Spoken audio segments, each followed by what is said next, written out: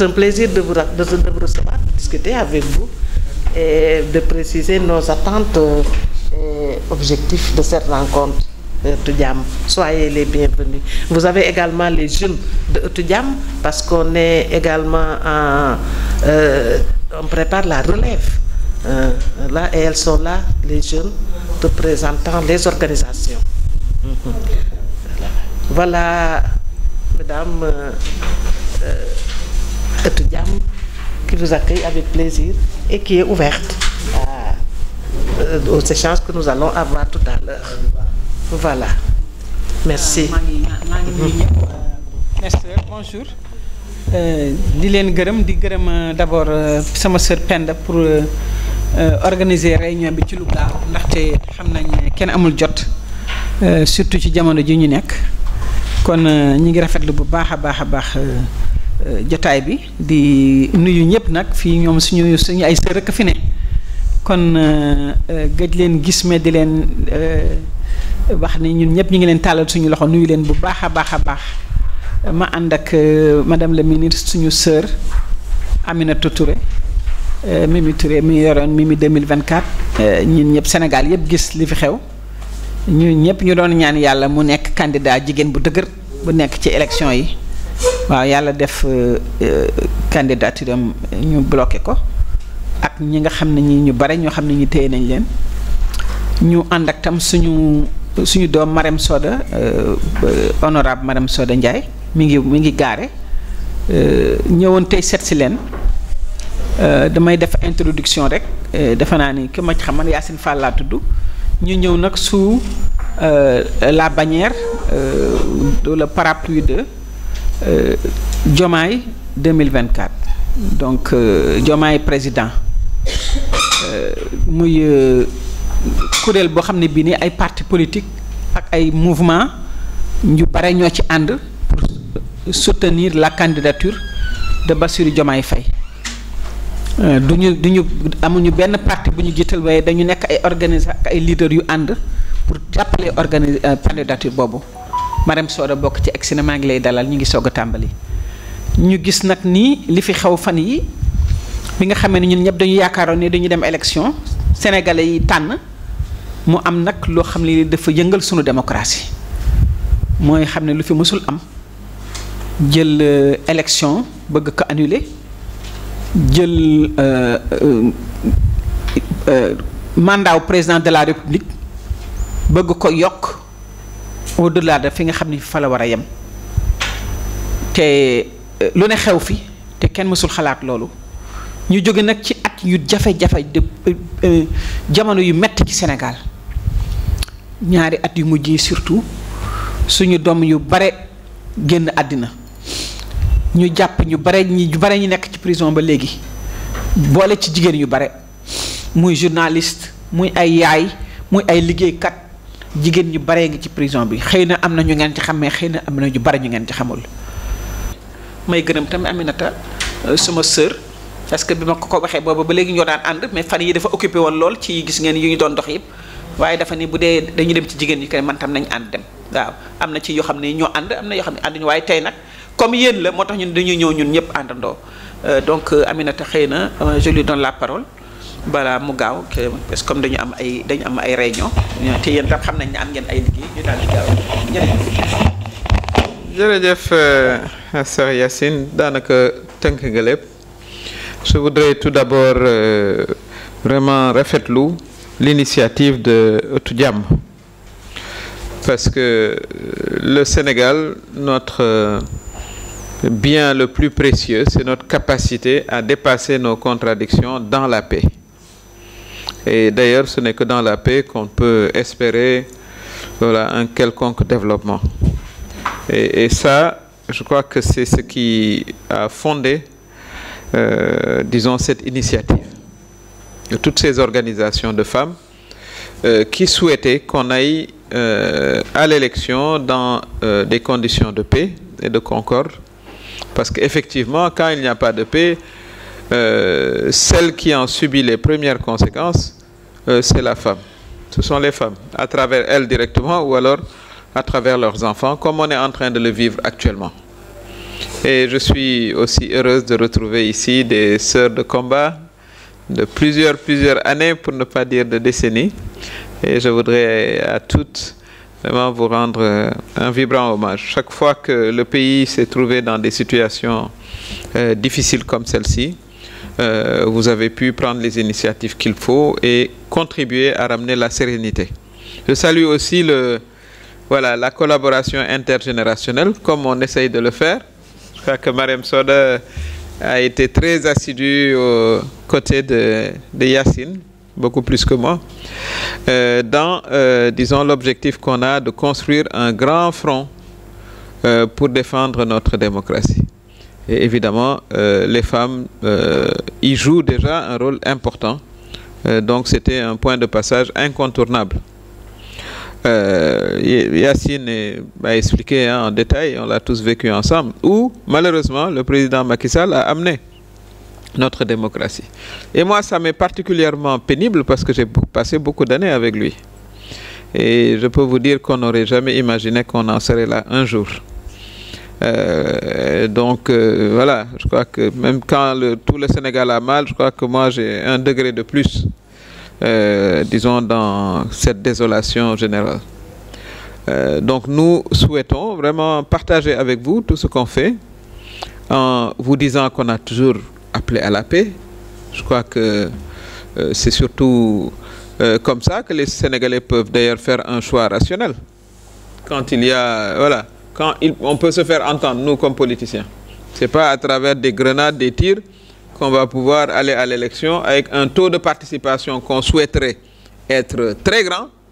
pour pouvoir bouter dehors le régime en place. Mais dans la confusion, ça favorise tout, hein. Ça favorise la fraude, la faible participation, et ce n'est donc pas de notre avantage à nous. Donc on souhaite aller à l'élection vraiment dans une sérénité. Mais malheureusement, le président Macky Sall n'offre pas toujours, disons, la chance, disons, de faire prévaloir la paix et la sérénité. Je crois que c'est peut-être dans sa nature. Il faut aller à la confrontation pour obtenir ce qu'on doit obtenir. Donc quand il est venu avec son idée de reporter l'élection à quelques heures, il s'est mis au banc de la communauté internationale, comme vous l'avez remarqué. Même la timide CEDEAO, que ma sœur Hadi connaît très bien, a dû se radicaliser.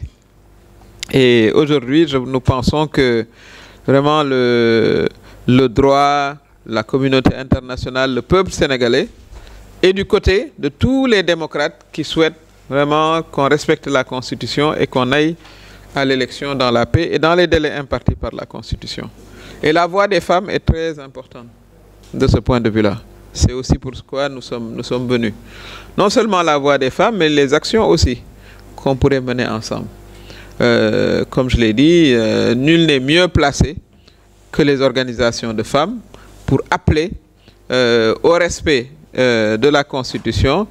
pour qu'on aille vers des élections apaisées. Bu ñuy jàpp suñu doom yi la ñuy jàpp, bu ñu leen di rey ñoom la ñuy rey, suñu jëkkër yi la ñuy jàpp ñuy yóbbu añ. Donc vraiment, on est les premières bénéficiaires de cette paix-là. C'est bien nous-mêmes, les femmes de ce pays-là. Donc voilà lu tax ñu tey ñëw seet si leen. Merci beaucoup, Madame la Première ministre. Donc, je pense que l'essentiel a été dit. J'ai juste placé des mots de salutation de mes jaar nuyu ñëpp si dalal bi ngeen ñu dalal. Donc fii moom am naa fi ay yaay, am naa fi ay sœurs, am naa fi ay tantes. Donc je suis très familière à beaucoup de visages avec qui j'ai collaboré, j'ai travaillé dans mes missions de chargée de programme, dans mes missions de parlementaire. Donc c'est avec beaucoup de plaisir que je suis là. Saluer aussi la disponibilité de Tata Penda qui nous a vraiment ouvert les portes pour qu'on vienne.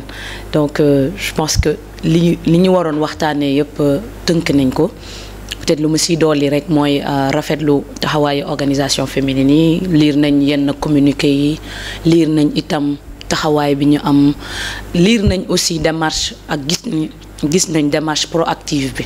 Donc xaaruñu ba ñu indi ay problème mu report pour que jigéen yi mën a jug. donc yàggul dara ak PNUD donc gis nañ activité bi ngeen defoon place du souvenir pour woo ndaw ñi ci mbirum violence contre les élections donc je pense que lu mat a saluer la également xool lan moo nar a nekk yéen seen plan d'action parce que dañ ne front du refus dañuy bañ ku laal suñu calendrier électoral donc war nañu mën a xam lan la ñu mën a bokk même si ñun am na fu ñu féete mais je pense que bu dee combat citoyen la ñëpp ñoo ci war a dem noonu la ñu demee seeti acteurs non étatiques yi ni ko Tata Yacine waxee jeunes yi universitaires yi parce que suñu démocratie la ñu laal et ñun dañ jàpp ni kenn waru salfaañee suñu constitution donc moo tax ñu ñëw tey suñu ñëw seet si leen et mën a partager ak yéen lan mooy suñu ay plage de convergence pour ñu xàccandoo loolu donc l'essentiel a été dit pour ne pas être trop prolixe je m'en arrête là merci.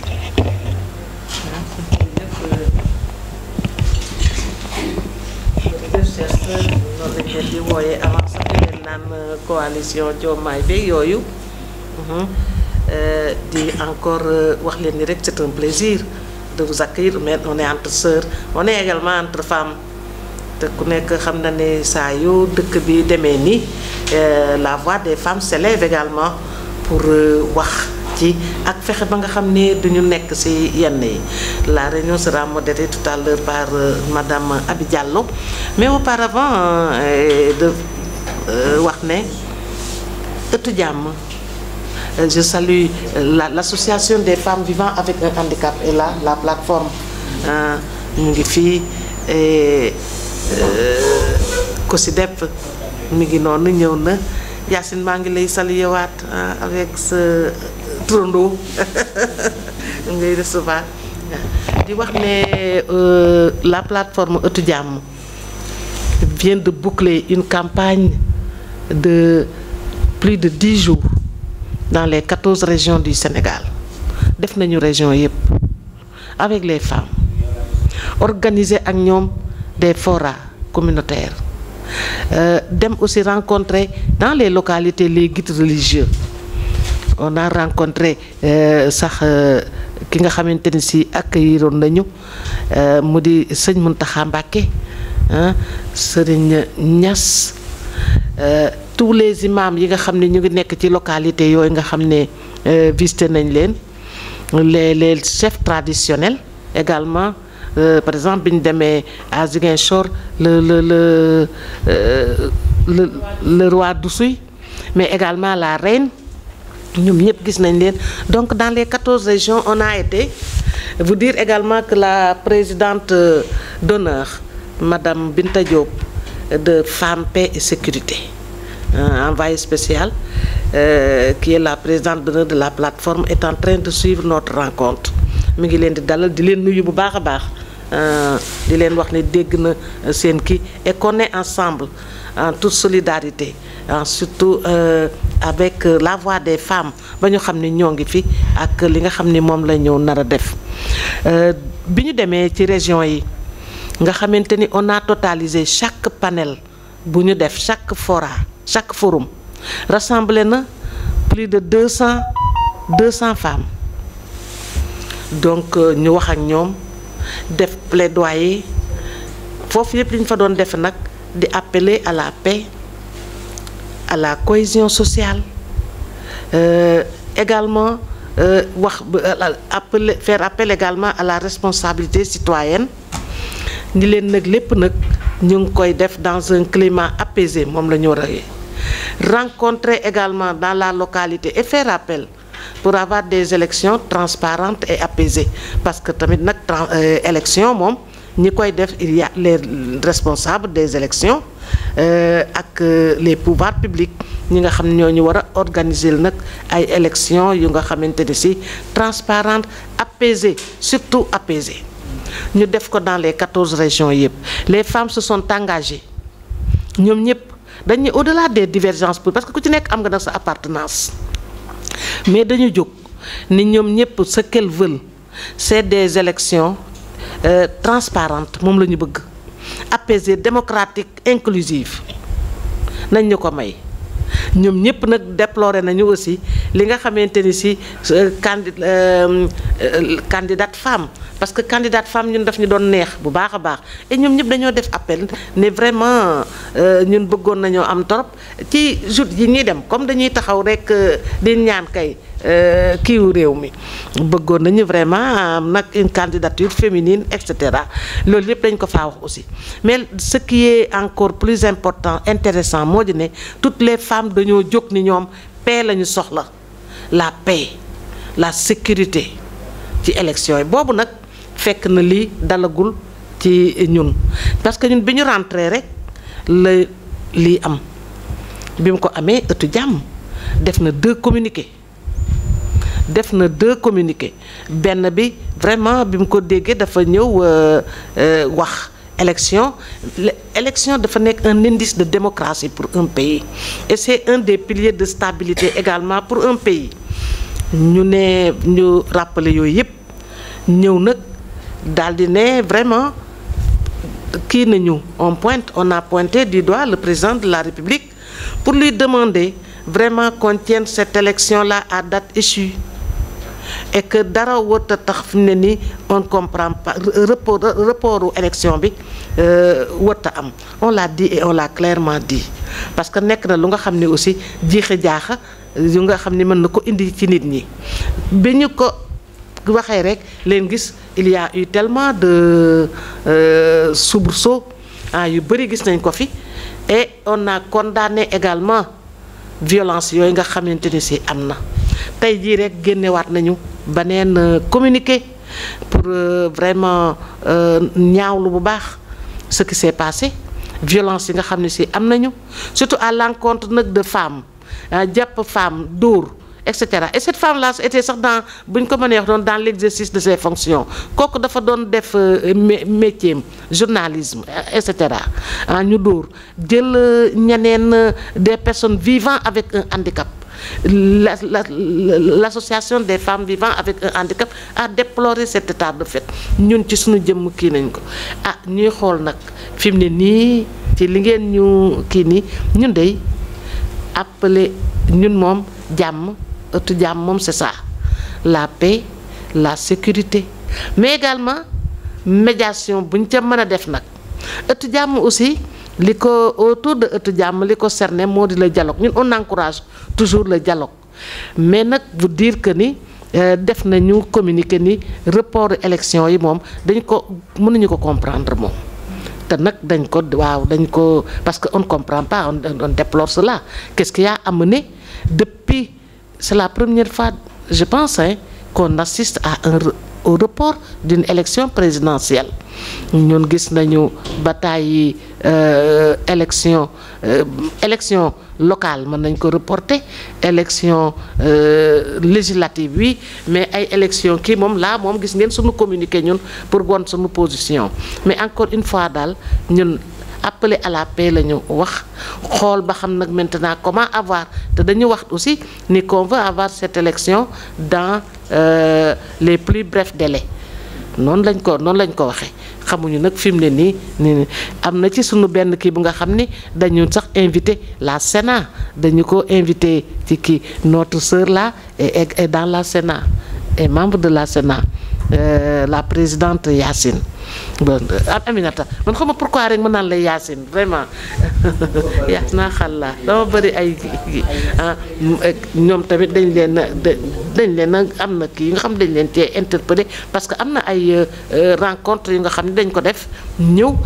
et vous étiez invité lii moom mi ngi noonu je donne à la modératrice très rapidement xañ na mu wax ñu li nga xamante ni si ñun moom la ñu nar li nga xam ni aussi ci la ñu nekk nous les femmes pour que vraiment dëkk bi daal nekk ci jàmm nekk ci dal cohésion sociale consolidation de la cohésion sociale la paix surtout et des élections dans un climat social apaisé mais tamit nag ku wax it nag da ngay wax tamit nag des élections à date suivant le calendrier électoral loolu lañ ci wax et selon sax la constitution tamit loolu la wax